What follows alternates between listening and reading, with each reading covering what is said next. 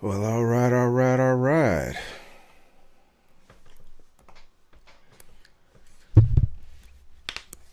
Today is the 6th of January, 2024. Welcome to another episode of the Conscientious Offenders. I'm your host, James Perez. Today, just wanted to go across a couple of topics. I wanted to actually really open the discussion we was having about Israel and its raid in Gaza. I was coming across a few articles where I saw that they were also attacking and raiding jurisdictions, localities in the West Bank. And my last recording, I was asking the question, why is the, I guess, should I say the sovereignty, or why is the existence of Israel vital to the U.S.? I was really curious about that. And I came across a few articles that I wanted to discuss. The other thing is Idaho and abortion. The Supreme Court's allowing it to continue on with its ruling in regards to restricting the women's right to abortion, even with medical considerations involved. Supreme Court is essentially just saying they could still let that ride. Then I'm going to do some reaction. Got a Candace Owens video here from a couple of weeks ago, about 10 days ago or whatnot. She was just talking about some woman recording a video of her daughter and talking trash. And then Katt Williams, and everyone's talking about the Katt Williams interview on Shay Shay. But I just wanted to talk about just one piece of it in regards to Steve Harvey. I just thought that was funny. So, yeah, let's get started. Yeah.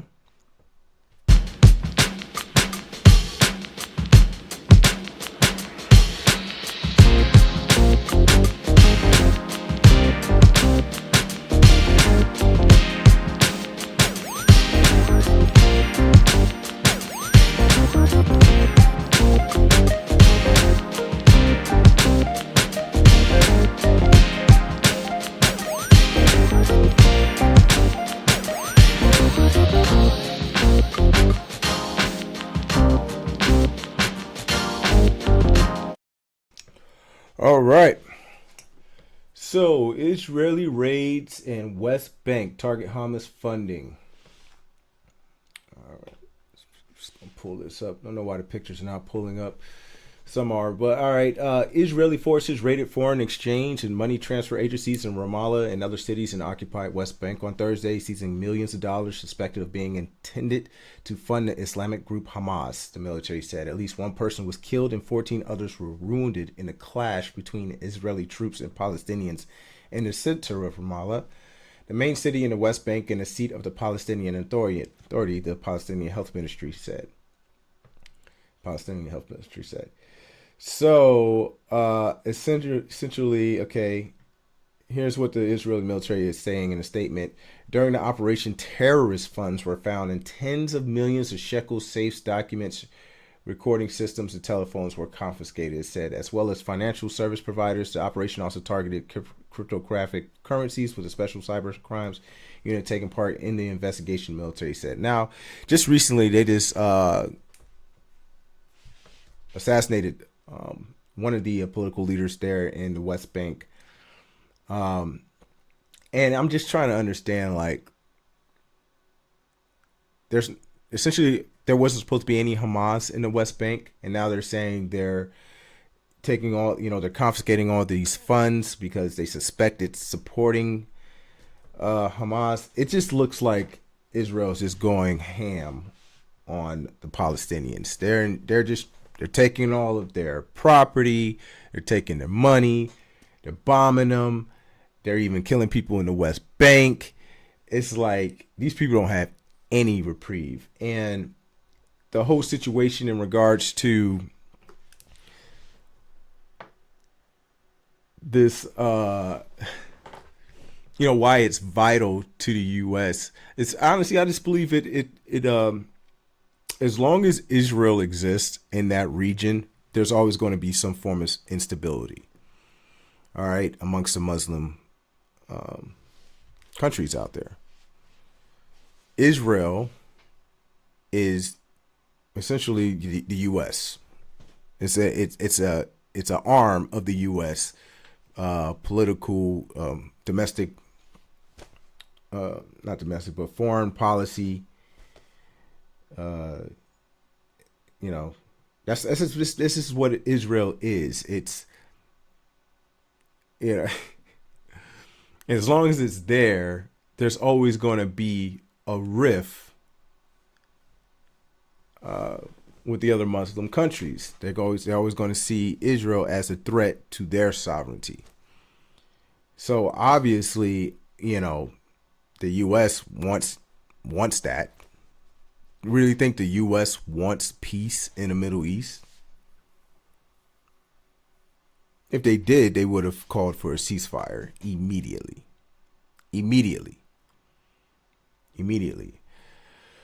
But nah, man.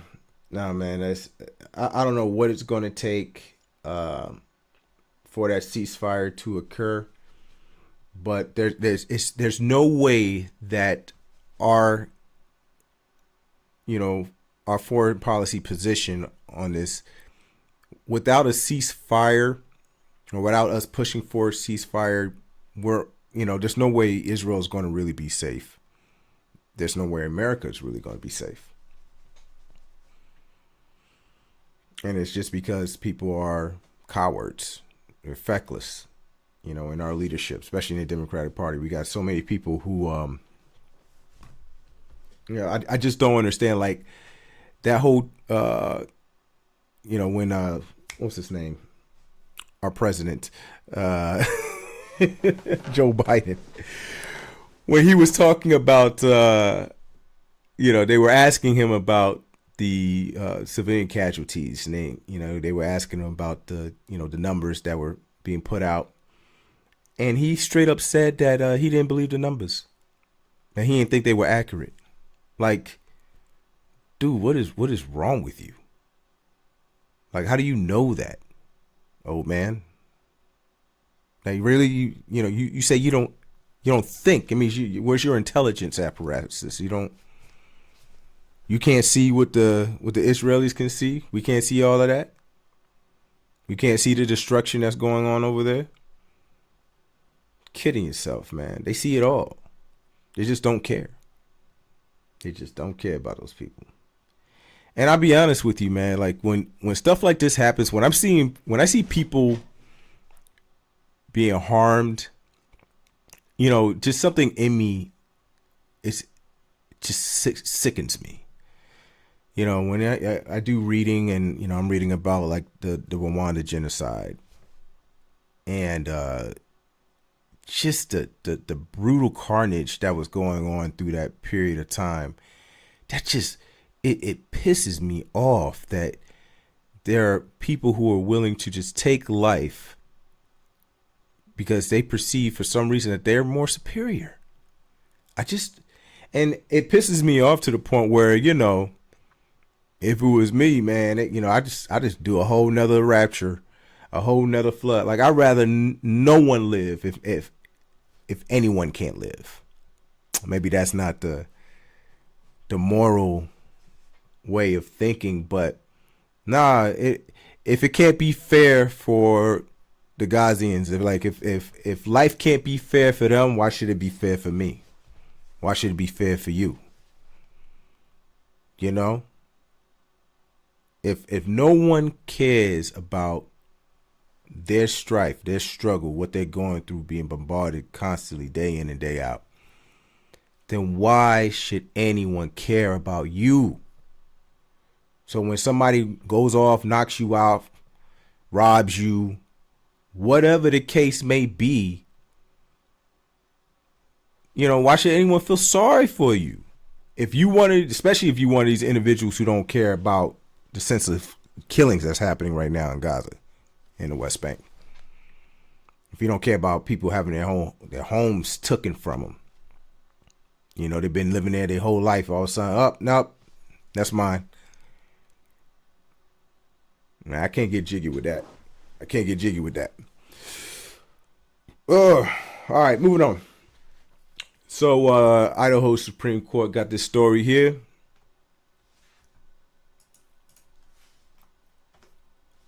Supreme Court allows Idaho to enforce a strict abortion ban, even in medical emergencies. All right.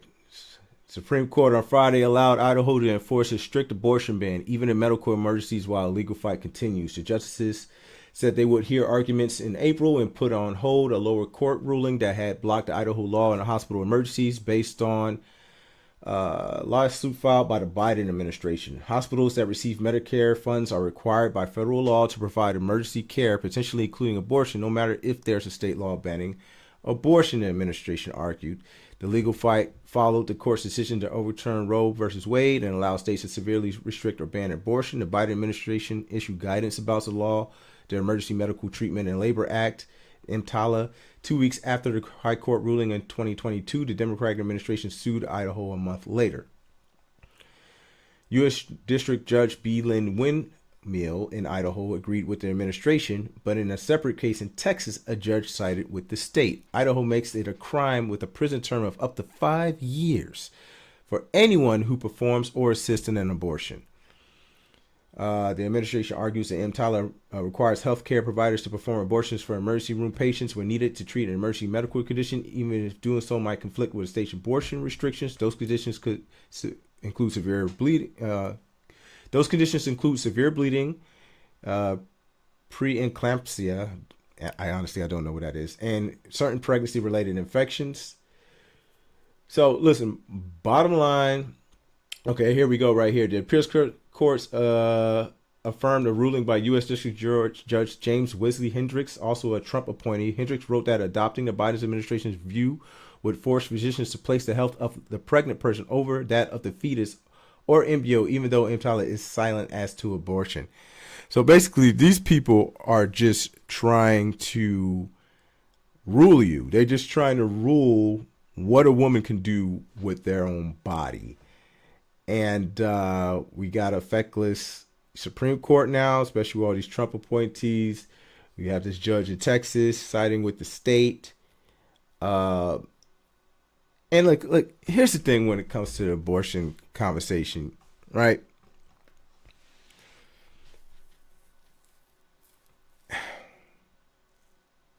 It's like, honestly, what do Republicans think the end game is really going to be in regards to abortion access? Do they really think they're going to win this battle? I really don't think they care about abortion. Should I say the Republican Party? Like, obviously, you have politicians in the Republican Party that talk about abortion, but I don't think they really care about it. They only talk about it because it's what pisses off the people in the South, the maggots.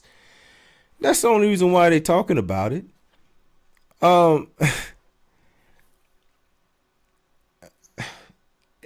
It's like, listen, you can't get rid of abortion. The cat's already out the bag. Even if you try to ban it in the state, it's not going to stop it from happening. There's nothing you can do. If whatever your worry is, if you're worried about the demographic changes in America, black people is going to be, I don't say black people, but people of color essentially are going to be the majority in the United States in the coming years. There's nothing you can do about that. Absolutely nothing. Eventually, like marijuana, like, all the things that were taboo, gay marriage, all these things, you're just going to lose. So it's like, why die on a hill you'll never win? I don't know. I don't get it. It seems very senseless to me that they would continue on this route, knowing that it's a losing topic. You're not going to win any real election. You haven't won any elections because of this abortion issue. But hey, continue on. I don't care, Republicans. Go on and be idiots. You're just sticking your whole body down your own throat. It's insane. All right. So moving on, I was asked to do some reactions. So if you got something you want me to react to, send it through. I'll take a look. And we'll see how that goes. But let's see here. I got this video of Candace. She's titled "This Racist Mom Said What," and it's, you really gotta see. I just want to watch it with you guys, and then you tell me if I'm off or not. Regards to anything I say, regards to this. All right, let's check this video out. This viral TikTok video really has me wondering, is it so bad to be a black or brown person in America? Or are we kind of screaming and yelling and saying that we're victims of racism when in fact we may be the perpetrators, the perpetuators rather, of racism? Here's a video of a woman, I don't know where she is, it looks to me like it might be a daycare, who is encouraging her black daughter to knock down the other child's play sets because they're little Karens, these little white girl Karens or something. Take a listen. Don't you snatch that from her. Don't do that again. Yeah, knock it down. Tear it up. Yep, and step on it. And Karen's just gonna have to deal with it. Yep, knock all of it down. All right, so just wanted to pause it right there. So now initially you saw that in the beginning of the video, a little white girl was taking the whatever little stuffed sandwich or whatever it was from the little young girl. Now, if I was the little black girl's parent at that time and I saw that the little girl had, taken something from her, I wouldn't really tripped at that time. Kids are kids, they're selfish, they're assholes. I would just act, got them something else. Maybe I would have picked one up, handed it to her and be like, hey, just so people could feel the vibes. Kids could still feel the vibes, even though they could be pretty obnoxious. But as far as cussing and all that, that's not really necessary. You don't have to have all that attitude with children like that. Children are children, man. Like it's not that necessary. If anything, you really felt a way about it, you could have talked to that child's parent. Let's continue. Good girl. Very good, Naoki. And grab it and tear it off. Oh, well. So look. Calling the children Karens, that's out tear of it up line. Again. Don't put your hands on her. That's out of line. Don't do that. On the flip tip, listen. All those toys in there are community toys. Okay? All those toys in there are community toys. You're not just going to have a child or one child or a group of children come in there and take all the toys and then the other children can't play with them. That's just not how it's going to go. All right? At that point, if I recognize that, you know what I'm saying, and, and my child and they didn't want to let them play with none of the toys, and either I would have grabbed a few myself, you know what I mean, that they weren't touching at the time, or I would have went to the parent and be like, yo, what's up with your kid, man? You know what I mean? They ain't sharing with nothing. I mean, it's too easy. It's too easy to just nip this kind of stuff in the bud. You ain't got to sit there and just have this crazy commentary in front of these children. So in case you missed what just happened in that video, her daughter looks to be quite young. I'm going to guess 2 years old. Her 2-year-old daughter is holding what looks to be like a fake giant sandwich pillow type thing. And there is a white girl who looks to maybe be about 4 or 5 years old who's building a tower with everything. And there's no question that the girl grabs the sandwich out of her hand, right? That's what happens. I don't know if anybody's ever been to an indoor play setting with children or children. One person grabs something, the other child gets mad, sometimes someone hits someone, and the responsibility is for the parents that observe this, obviously, to say, hey, don't do that, or say sorry, or to reprimand their children.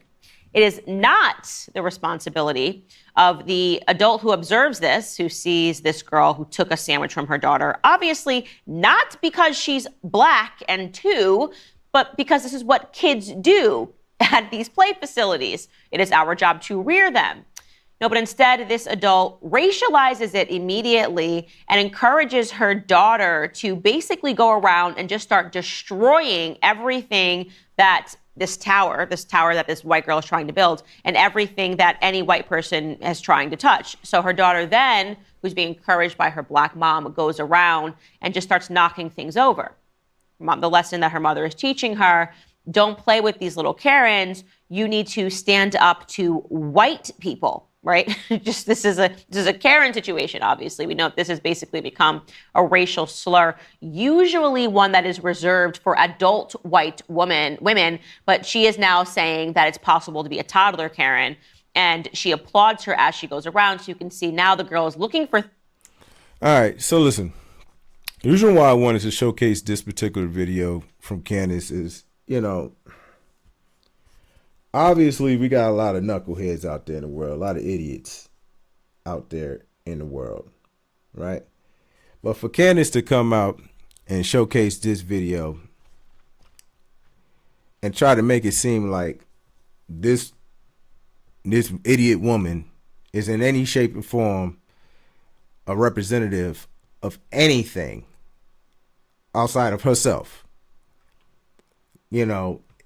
it's ridiculous. It's not like there are tons of, like, it's just a dumb premise. Essentially, the only reason why Candace is singling out this woman in this situation with these children is because it makes black people look bad.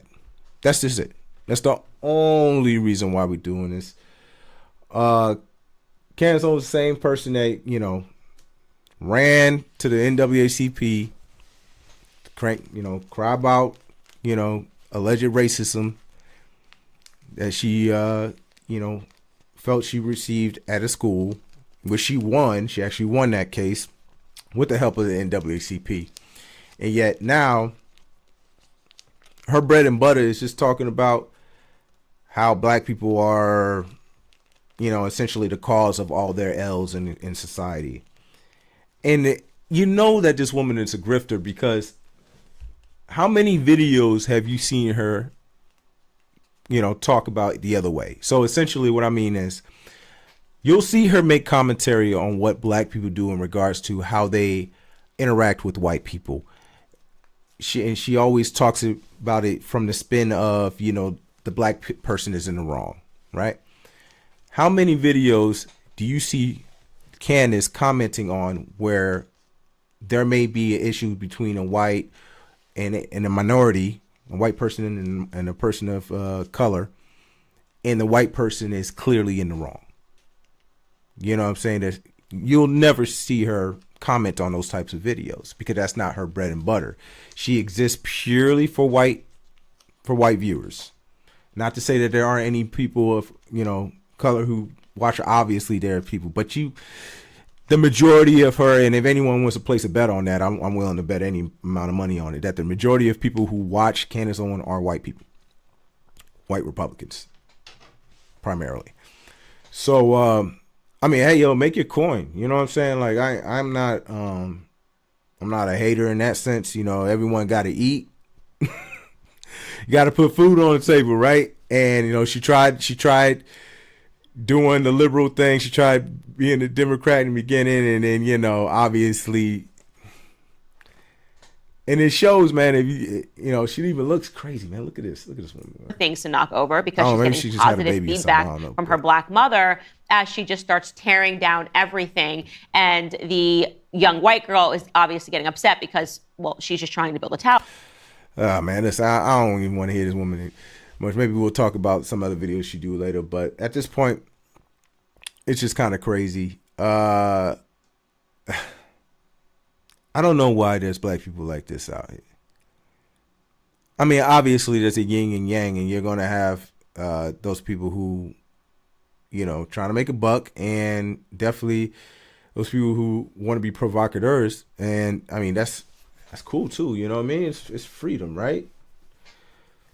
But I will hope that most people, when they come across individuals like this, they see through it. You know what I mean? And it's kind of corny. It's like that one instance you're going to make an entire video of, like, that means absolutely anything. Like, that one black woman is going to take over or is going to equate to the constant systemic racism in America. And people talk about, what's the systemic racism? In America, there's no such thing as systemic Racism. Well, yeah, there is. Of course there is. I mean, come on. When a person with a black sounding name won't get a call back, for a job, or less likely to get called back for a job than a white sounding name, then that's systemic racism. If a black person gets a house appraised and their house is appraised lower than a white person in the same house, that's systemic racism. Man, I mean, we could go on and on, man. Gerrymandering, that's like one of the clearest examples of modern systemic racism. It's just so much going on in the world, and this is the crap that people are talking about. It's dumb. What that woman did was stupid. I don't agree with her. She's corny as hell for doing that. But Candace is just as corny, because it's absolutely, she could make a video like this every day of the year, and it will never add up to all of the turmoil and strife people of color have felt and experienced in America. It will never ever add up. All right, let's talk about something fun here. So again, like I said, everyone's been talking about this Katt Williams interview on Shay Shay TV, or Club Shay Shay, and I think it's hilarious. I've been addicted to it myself. I've been going back to it, watching it. It's insane. It just came out a couple days ago, and it just blew up in views. I just, well over 10 million views probably now, maybe 15, who knows, but in a day it was like over 9 million views. So that's just an incredible feat there. I want to just look over this one clip where he's talking about Steve Harvey and react to some of this commentary that he's had. The same Steve that went to go watch Mark Curry do his whole sitcom and then stole everything Mark Curry had. Now Steve got a sitcom where he the principal and he wear a suit and then he gets this high top fade, making all black men think he got the best lineup in the business, and it's a man unit.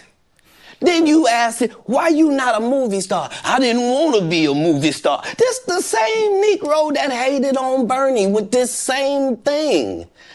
I didn't want to be a movie star. No, you couldn't be a movie star. There are 30,000 new scripts in Hollywood every year. Not one of them asks for a country bumpkin black dude that can't talk good Obukabe and look like Mr. Potato Head. There ain't none. You would have to have range. I played a lot of characters, 60 movie roles. I'm not playing Katt Williams in there. I don't know, Katt. We might not let you drink anymore the way I mean, we ain't even got... I'm not fueled by alcohol. My man says Steve Harvey had a man unit on. And a funny thing too, man. I tried going back and just thinking. I was like, man, I remember him on the Kings of Comedy. I remember him on the Steve Harvey show. Then all of a sudden, it's like he pops up on Family Feud, and he's bald. And I remember then, I was kind of wondering about that. Like, I was like, dang, he wasn't always bald. How you go from that to that so fast? Like, literally. And then I thought, I was like, I can't remember ever seeing him with a low cut. Like, even in the Kings of Comedy, he still had the hair, but it was kind of like, it was like a low fro. I think, if I'm not mistaken, he had a low fro in the Kings of Comedy. Let's see here.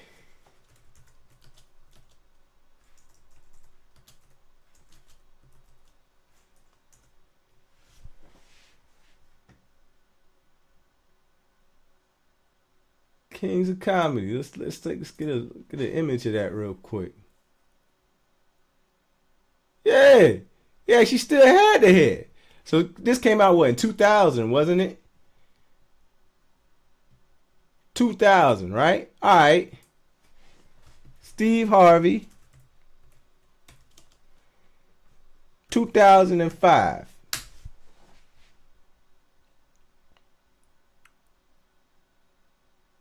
All right. 2005. All right. I don't know why he's still bald head, and then he got some photos in here with hair. Let's go with 2010. Let's go another 5 years from there. Okay. It's just bald Steve. Okay. All right.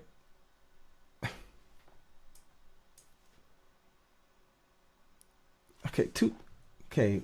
It's just bald Steve at 2010, ain't it? All right, let's go back. Let's go back to 2000.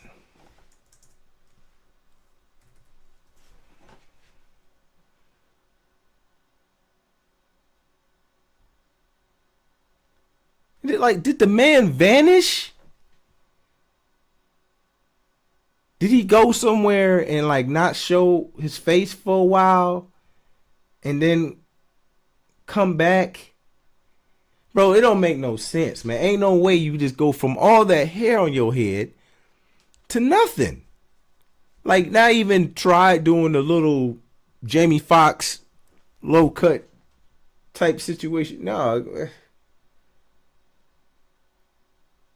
There's just no way, man. I mean, you wasn't showing no signs of balding or nothing. You just had to clean every day, and then it just went. Oh man, dude, I can't. I don't know. Let's go back to Katt. I just want to see what else you got to say. I've had a sip. Less than you. This is like Steve Harvey telling people he used to be homeless. That's my story. That's not his story. Steve Harvey wasn't never homeless. When Mark Curry was touring with him 25 years ago, he was making $3,000 a show in cash and doing 5 shows a week. They just tell the stories. Thanks to my wife, I'm where I am. You said that about the first wife. You forget that? You told us it was her. Then you went and married somebody else that think like a man. What are you talking about? They think they can rewrite history. Guy Torrey did a beautiful special about the Comedy Store and Fat Tuesday, where he said that Steve and Cedric and Kevin Hart and Tiffany Haddish came through there and made... All lies. Steve and Cedric never performed at the Comedy Store at all. Tiffany was only seen at the Laugh Factory. In 15 years in Hollywood, no one in Hollywood has a memory of going to a sold-out Kevin Hart show. They pay you to not talk about things they don't want you to talk about. They tell you that themselves. I can't do that because Steve told you that he stopped doing stand-up because he had 7 TV shows. The only problem is when he stopped stand-up, he didn't have those 7 TV shows. He stopped stand-up because he got in a comedy battle called the Championship of Stand-Up Comedy with one Katt Williams in Detroit. If anybody could pull up any footage of that, I would love to see it. I was Googling that thing all day. I was like, man, there was a competition. Maybe I ain't searched, I need to search a little bit more, but man, I didn't hear about that, man. He was just dropping all types of gems. Detroit in front of 10,000 people and lost because Katt Williams said he was actually bald and that was a wig. And I went in and that's why he couldn't do stand-up anymore.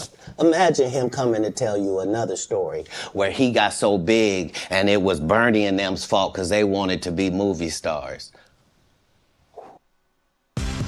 Neues von 1&1. Schnelles Internet für alle.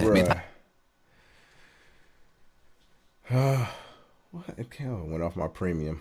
All right. So, my man is going in on everybody. Let me put this up. What? You called Ocean 11 to get that nigga's part. What do you mean you didn't want to be a movie star? So, Hey, call Ocean 11 to get Bernie's part. Could you imagine Steve Harvey playing Bernie's part in Ocean's 11? Never. I can't. That's the thing. Certain individuals, you can never see them being replaced in whatever role they were in. It's just impossible. Now, again, listen, I don't know if everything that Katt Williams saying is true. part of me also feel like I don't necessarily think he's a hater or whatnot, but I do think he's getting older, and like how he's been talking, this whole seems kind of like, like what an older man, how an older man would talk. When he want to get some things off his chest.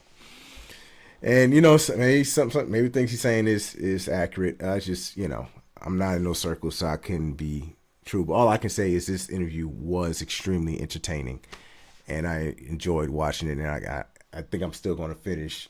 I'm probably going to be watching this a couple of extra times to see what else he says, because it's so much stuff that he says you miss it, and then you go back and you're like, oh my god. So in any case, yeah. I'm gonna cut this short. Hope you guys have a good weekend, and be safe, and try to have some fun, man. Try to have some fun, and hit me up, guys. I'm gonna put some more links on here so we can communicate more and talk more. If you have any questions or you want to discuss really anything, I also want to talk about not just politics and, national news or whatnot, or whatever's going on in the culture. I also want to talk about just anything, trying to reach out to everyone, what you want to talk about, man. You want to talk about relationships, and I'm all down for it, man.